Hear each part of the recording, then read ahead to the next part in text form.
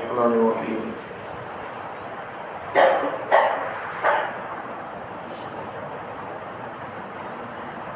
مسلمانوں کی کافروں کی دوسری جنگ احد۔ مکے کے مشرکوں نے یہودیوں کو بتا دیا تھا، یہودیوں اور منافقوں کو، ہمیں 3000 لشکر لے کر آئے مل کر۔ تو یہ لوگ مسلمانوں کے پاس جا کر بولتے تھے، یہودی اور منافقین، کہ مکے سے 3000 کا لشکر لے کر مکے کے مشرکین نکل چکے ہیں۔ تو یہ بات کہیں بولتے تھے یہ یہودی اور منافق لوگ مسلمانوں سے، تاکہ مسلمانوں کی ہمت ٹوٹ جائے، انہیں اتجنے آتی ہے تمہیں اتنے مٹھی بھر ہوگا تمہیں کیا کر سکتی بول کر ان کی ہمت توڑنے کے لیے سب باتیں بولتے تھے۔ لیکن سچے پکے ایمان والے بندے اور اللہ پر بھروسہ رکھنے والے بندوں کی ہمت کوئی توڑ نہیں سکتا۔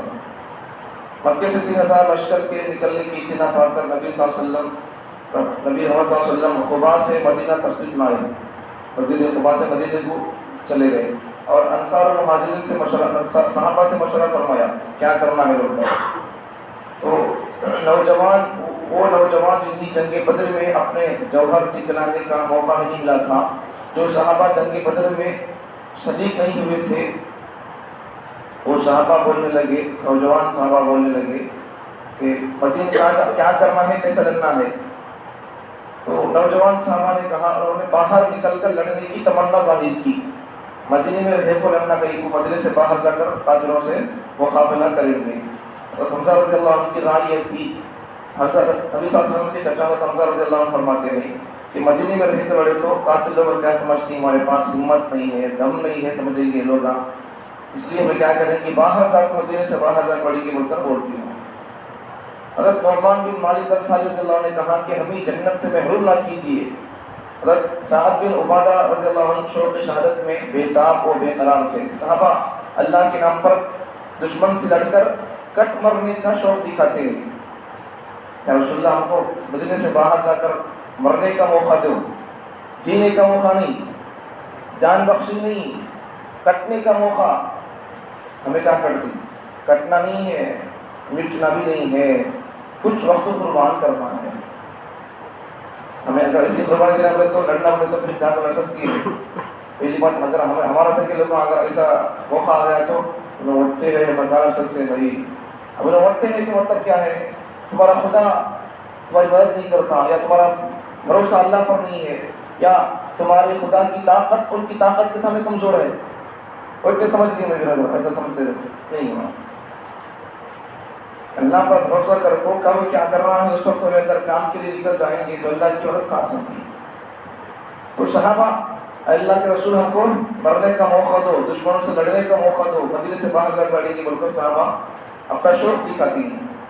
جب نبی صلی اللہ علیہ وسلم سے صحابہ شوق دکھانے لگے، جب منافقوں کا سردار عبداللہ بن ابی اس سے پوچھے کیا کریں گے بول کر، تو ان بولنے لگا جب بھی ہمیں مدینے میں رہ کو لڑی ہمیں جیت گئی، تب بھی کسی سے لڑنے کا موقع آیا ہمیں مدینے میں رہ کو لڑے تو جیت گئے، اس لیے میری رائے کیا ہے بولے تو مدینے میں رہ کو لڑیں گے۔ بول صلی اللہ علیہ وسلم پوچھتے تو وہ بولتا کہاں لڑیں گے بولتا، عبداللہ بن ابی منافقوں کا سردار کیا بولتا، مدینے میں رہ کو لڑیں گے کون بولتا۔ نبی کی بھی خواہش مدینے میں رہ کر لڑنے کی ہوتی ہے۔ دشمن اندر آئے گا، کئی کو بولتا ہے میرے ساتھ منافقوں کا سردار مدینے میں پڑیں گے بول کو، اس لیے کہ دشمن اندر آ گیا تو ہمارے بچے بھائی کو سب نے پتھرے کو ماریں گے، ان کو اوپر سے پتھرے پھینکیں گے، سب دن ان کے اوپر مارنے کے لیے ہمارے کو ایک موقع رہتا کر کے بول کو بولتا ہے۔ دشمن اندر آئے گا تو مرد تلواروں سے، عورتیں اور بچے چھتوں پر پتھروں کی بارش سے مقابلہ کریں گے۔ نبی صلی اللہ علیہ وسلم خاموش رہے، صحابہ کرام صلی اللہ علیہ کو جہاد کی ترغیب دی، پھر تیاری کا حکم دیا۔ جمعے کا دن تھا، عصر کی نماز کے بعد نبی صلی اللہ علیہ وسلم اپنے روم میں کمرے میں جاتے ہیں، حضرت ابوبکر اور حضرت عمر دونوں کو اپنے ساتھ لے کر جاتے ہیں، اور جا کر اسلحہ لباس پہنتے ہیں، لباس لوہے کا لباس پہن کر اسلحہ تلوار تیر وغیرہ لگا کر باہر نکل کر آتے ہیں۔ دونوں نے وہ پہننے میں ابوبکر اور عمر دونوں مدد کرتے ہیں نبی صلی اللہ علیہ وسلم کو، وہ پہن کر لباس لوہے کا لباس پہن کر نبی صلی اللہ علیہ وسلم باہر آتے ہیں۔ اب صحابہ بولتے رسول اللہ ہمارے سے کہتے ہیں، بولنے میں غلطی ہوگی کہ رسول اللہ तुम्हें फिक्स हो गया है 5000 बनने का गोल को, हमारे बोलने में क्या तो बेइज्जती हो सकता है, तुम्हारी राय भी हाथ पर लड़ने की थी, हमें तो तुम्हारी राय के ऊपर हमें बेइज्जती कर से माफ कर देना, उसने बात सभा बोलती है सर। नबी सल्लल्लाहु अलैहि वसल्लम बोलती किसी भी नबी के लिए जब वो एक मरतबा लिबास पहन लेते हैं जंग का लिबास, तो फिर उनको उतार को अपने वो इरादे को बदलने का परमिशन को नहीं देता है, चलो लड़ेंगे बाहर जाकर बोलकर बोलती है। तो मदीने से बाहर मुकाबले के लिए निकलने पर इसरार किया। नबी सल्लल्लाहु अलैहि वसल्लम ने फरमाया नबी के लिए, किसी नबी के लिए जायज़ नहीं कि हथियार सजाकर उतार दे जब तक कि अल्लाह ताला उसके और दुश्मनों के दरमियान फैसला ना कर दे। अब अल्लाह ताला का नाम लेकर चल पड़े, निकलो बनकर बोल रहे नबी सल्लल्लाहु अलैहि वसल्लम जंग के लिए, जो मैं कहूँ उस पर अमल करो, साबित कदम रहो, अल्लाह ताला की मदद और फतह तुम्हारे साथ रहेगी। नबी सल्लल्लाहु अलैहि वसल्लम मदीने के अंदर अब्दुल्लाह बिन उम्मे मक्तूम रज़ियल्लाहु अन्हु, नाबीना सहाबी, अंकिया नहीं इनको सहाबी को, तो इनको नबी सल्लल्लाहु अलैहि वसल्लम मदीने के अंदर इमामत करने के लिए इनको छोड़कर जाते हैं। अब कबीला मदीने के दो कबीले रहते थे, खजरज और औस। तो खजरज कबीले का झंडा हब्बाब बिन मुंजिर के हाथ में दिए और औस कबीले का झंडा उसैद बिन हुज़ैर रज़ियल्लाहु अन्हु के हवाले किए, और पूरे लश्कर का झंडा नबी सल्लल्लाहु अलैहि वसल्लम मुसअब बिन उमैर रज़ियल्लाहु अन्हु के हाथ में दिए। नबी सल्लल्लाहु अलैहि वसल्लम खुद घोड़े पर सवार हुए, हाथ में नेज़ा था और कमान कंधे पर थी, तीर बाणम चलाने के वो डाली, और 1000 मुजाहिदों को मदीने से रवाना करने का हुक्म दिया। हज़रत साद बिन मुआज़ और हज़रत साद बिन उबादा रज़ियल्लाहु अन्हु नबी सल्लल्लाहु अलैहि वसल्लम की निगरानी में दाएं बाएं रहते थे। नबी सल्लल्लाहु अलैहि वसल्लम के पास को तो मारने आए तो लोग नबी सल्लल्लाहु अलैहि वसल्लम ले देते थे, तेरे साहबा सामने लश्कर का एक सिस्टम रहता है, पूरा तरबियत होती है उनकी, सामने जरा रहना, उसे बोलते लश्कर का मुक़द्दमतुल जैश बोलते उसे लश्कर आती रहती है, लश्कर का सामने कुछ लोग रहते जाने वाले देख लेते हैं, फिर बीच में जरा लोग, फिर बीच आखिर में जरा लोग, आखिर में जरा लोग क्या करती कि हमारे काफिले का कोई माल गिर गया तो उठा ले पाने वाले पीछे लोग रहते हैं, एक पूरा सिस्टम रहता है जंग का, लेकिन पूरे अहकामात है। तो नबी सल्लल्लाहु अलैहि वसल्लम के साथ भी सहाबा जाते रहते। उसके बाद क्या होता, नबी सल्लल्लाहु अलैहि वसल्लम एक जगह पर लोगों का मुआयना करती, कौन कमजोर है, कौन तो बुढ़ेत में आ गई क्या, इसमें नहीं लड़ सकते वो लोग, अब चूंकि खामा बुढ़ेत में आ गए तो इन्हें मर जाती, नुकसान होता है इनका, इन्हों भी जाना नहीं उसमें, और वो लोग भी जंग का कानून बुढ़ेत में को, औरतों को, बच्चों को मारने का सिस्टम नहीं कानून में। तो एक जगह पर नबी सल्लल्लाहु अलैहि वसल्लम लोगों की कारगुजारी और मुआयना लेती, कौन है कौन नहीं क्या नहीं होता। तो उसमें छोटे छोटे बच्चे, 14 साल के बच्चे भी नहीं, क्या बढ़ चढ़ कर हिस्सा लेते उसमें। तो 14 साल से भी कम उम्र थी बच्चों की, 14 साल भी ना थी, जंग में शिरकत के शौक से लश्कर में शामिल हो गए थे। रसूलुल्लाह सल्लल्लाहु अलैहि वसल्लम ने जब लश्कर का मुआयना किया, देखा तो कम उम्र बच्चों को भी पाया, वो बच्चे भी आपको है इसमें, वो कम उम्र सहाबा जो जंग उहद में शिरकत के लिए आए थे उनके नाम भी हैं। हज़रत उसामा बिन ज़ैद, बच्चे भी बालिग भी नहीं हुए, उसामा बिन ज़ैद, ज़ैद बिन साबित, हज़रत अबू सईद खुदरी, हज़रत अब्दुल्लाह बिन उमर, हज़रत बरा बिन आज़िब, ज़ैद बिन अरक़म, इराबा बिन औस, हज़रत उसैद बिन ज़ुहैर, अम्र बिन हज़म, सअद बिन हुब्बा, इन्हीं कम उम्र सहाबा इकराम में हज़रत राफ़िया बिन खदीज भी थे, और इनमें और एक साहबी भी थे, समरा बिन जुंदुब।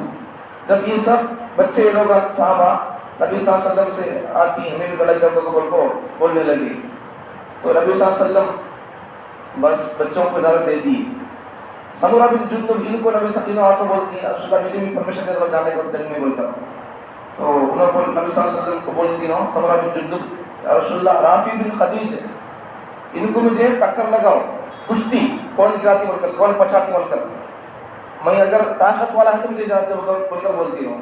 नबी सल्लल्लाहु अलैहि वसल्लम दोनों को, राफ़ी बिन खदीज को, समरा बिन जुंदुब, दोनों को कुश्ती कराती। तो राफ़ी यही की कम उम्र के थे, कहने लगे मैं राफ़ी से ज़्यादा ताकतवर हूँ और कुश्ती में भी पछाड़ सकता हूँ। नबी सल्लल्लाहु अलैहि वसल्लम के सामने ही दोनों की कुश्ती हुई, समरा बिन जुंदुब कामयाब हुए, तो उन्हें भी जंग में शिरकत की इजाज़त मिली। समरा बिन जुंदुब राफ़ी बिन खदीज को गिरा दिए। देखो जंग में जाने का कैसा जज्बा था बच्चों को, मर गया जज्बा। आज मुसलमानों के अंदर ये जज्बा नहीं, जज्बा नहीं है, हिम्मत मुखालफत नहीं करते, कुछ भी उस बारे में सुनना ही नहीं चाहते, गलत फहमियाँ पैदा हो जाकर है, ऐसा करती, सब नहीं बोलना, वो नहीं बोलना, वो सब नहीं बोलना, क्या नहीं बोलना, मरने की भी मारने की भी जो اصول ہے. میں تو یہاں تک کہتا ہوں کہ آج دنیا اسلام کے جنگ کے قانون پر اعتراض کرتی ہے. مسلمانوں کے قرآن کے اندر مارو کی کاٹو کی باتیں ہیں، یہ ٹیررزم کی کتاب ہے، اسلام ٹیررزم کا مذہب ہے، مارو کاٹو کا سبق پڑھاتا ہے. دنیا یہ بولتی ہے. تو ہمارا سوال ہے دنیا سے، اب تک بتاؤ کتنے مسلمان کتنے کو کاٹے؟ 10 سال کے اندر دیکھو کتنے تمہارے لوگ ہمارے لوگوں کو کاٹے. میڈیا ریکارڈ موجود ہے، پرنٹ میڈیا ریکارڈ پیپروں کا موجود ہے، سوشل میڈیا کا ریکارڈ موجود ہے. یہ ایک مسلمان نہیں ہے جو خواہ کی ایسی باتیں ایسی کام کیا ہو. یہ سب غلط فہمیاں ہیں، لیکن مسلمان بھی ہمت کھو ہے. ہمت کھو کے تو کچھ بھی نہیں کر سکتے. کم آدمیاں ہو کر بھی اگر ہمت ہو تو کچھ نہ کچھ کر سکتے. اور بڑی بات ہو 600 کم لوگ رہ کر بلہ کے لوگوں کو جا کو ٹکر لینا ان سے، یہ بڑی بات ہے. دل گردے کی بات ہے، ہمت والوں کا کام نہیں ہے. بلہ کے آدمیاں ہیں جاتی ہیں تو کیا بات ہے، کیا کام ہے، کمال کی بات نہیں ہو. کم آدمیاں رہ کر بلہ کے لوگوں سے جا کو ٹکرا جانا یہ بڑی ہمت والی بات ہوتی ہے. مسلمانوں میں جذبات ختم ہو گیا. تو میں تو یہاں تک کہتا ہوں کہ اگر صرف اس وقت دنیا نماز کے، روزے کے، کلمے کے، جنت کو سب چھوڑو، خالی اسلام کے جنگ اور جہاد کا جو قانون ہے، اصول ہے، اگر وہ بھی اگر سن لیں گے تو دنیا کی کفر اور دنیا کے کافر لوگ پورے اسلام قبول کر لیں گے. اتنا اچھا سسٹم ہے کیا بول کر. اب اگر فلسطین میں اگر اسرائیل یہودی لوگ مسلمانوں پر اگر حملہ کریں گے تو جانوروں کی طرح کوئی قانون نہیں، اور پوری دنیا کے بین الاقوامی ایک ٹیم رہتی ہے. خامخواہ اگر ظلم زیادتی کر تو ان کو بولتے ایسا نہیں کرنا یا نہیں کرنا بول کر بین الاقوام. تو انہوں بول رہی نہیں کر کو لڑنا نہیں، بچوں کو مارنا نہیں کر کو بول کو، یہ نہیں کرنا، اسکول ڈھانا نہیں، مسجد مندر ڈھانا نہیں، یہ نہیں بول کر. لیکن وہ ایسے جانور بن چکے ہیں یہودی کہ وہ ہر کسی کو جو نظر آیا مارنا، بم ڈالنا، یہ گرا دینا، یہ اچھا ہے. یہ انسانیت کا سبق. اور جنگ کے اندر بوڑھوں کو نہیں مارنا، بچوں کو نہیں مارنا، عورتوں کو نہیں مارنا، اور پھر ان کے جانوروں کو اور ان کے کیا بولتے کھیتوں کو نقصان نہیں پہنچانا، یہ سب سسٹم جنگ کا سبق اسلام کے اندر ہے. اتنا سبق دوسرے دھرموں کے اندر بھی نہیں ہے. اب جو حیوان لڑ رہی فلسطین کے اندر مسلمانوں کو ان کے کچھ بھی سبق نہیں ہے. دنیا بول کر تھک چکی ہے.